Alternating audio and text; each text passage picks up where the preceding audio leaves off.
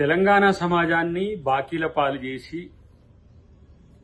బాకీ కార్డాన్ని కాకుల్లా మొత్తుకుంటున్న బీఆర్ఎస్ నాయకులారా, ఈ బాకీలకు మూలమైన మీ బాస్ కేసీఆర్ కాకాను బయటికి రమ్మనండి. ఫస్ట్ 8 లక్షల కోట్ల రూపాయల బాకీలు చేసి మీ సొంతానికి లక్షల కోట్లు దోచుకుని అలా కాకిలా అరిస్తే కూడా బాకీలంటే ఎవరు పట్టించుకోరు. మీరు చేసిన బాకీలను తీర్చడమే కాకుండా ఇలా తెలంగాణ సమాజాన్ని ఏ విధంగా ఆదుకోవాలో రేవంత్ రెడ్డి గారి ప్రభుత్వం ఈరోజు కాంగ్రెస్ పార్టీ పూర్తిగా ఇలా ఏ విధంగా చర్యలు తీసుకుంటుందో తెలంగాణ ప్రజలకు అంతా తెలుసు. జూబ్లీహిల్స్ ఎన్నికలు రాగానే మీకు అన్ని బాకీలు గుర్తొచ్చినాయి, కాకుల్లా కొట్లాడడం గుర్తొచ్చింది, లేదంటే నిరుద్యోగులు గుర్తొచ్చింది, ఇప్పుడు నేల గుర్తొస్తుంది, ప్రజలు గుర్తొస్తుంది. అధికారంలో ఉన్నన్ని రోజులు ఆకాశాల్లో ఉన్న మీరు ఇలా నేలకు దిగి ప్రజల సమస్యలు ఇప్పుడు మీకు అర్థమవుతున్నాయి కాబట్టి కొత్తగా అనిపిస్తున్నాయి. ఇన్ని రోజులు కాంగ్రెస్ చేసిన ప్రచారము దాన్ని తిప్పికొట్టింది, కానీ ఇలా సమస్యలు అర్థమవుతుంటే ఇప్పుడు మీకు అర్థమవుతుంది. కాబట్టి ప్రజల్లో ఉండే కాంగ్రెస్ పార్టీకి ప్రజల కష్టాలు తెలుసు, విద్యార్థుల కష్టాలు తెలుసు, నిరుద్యోగుల కష్టాలు తెలుసు.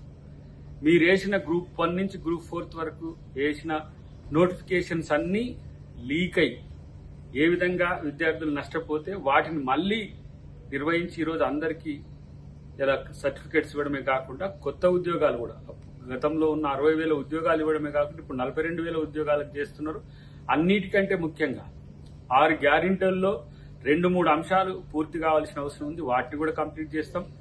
జూబ్లీహిల్స్ ఎన్నిక కొరకు లేకపోతే రాజకీయ ప్రయోజనం కొరకు, రాజకీయ ఉనికి కొరకు కేసీఆర్ని అప్పుడప్పుడు లేచి మాట్లాడకని చెప్పండి.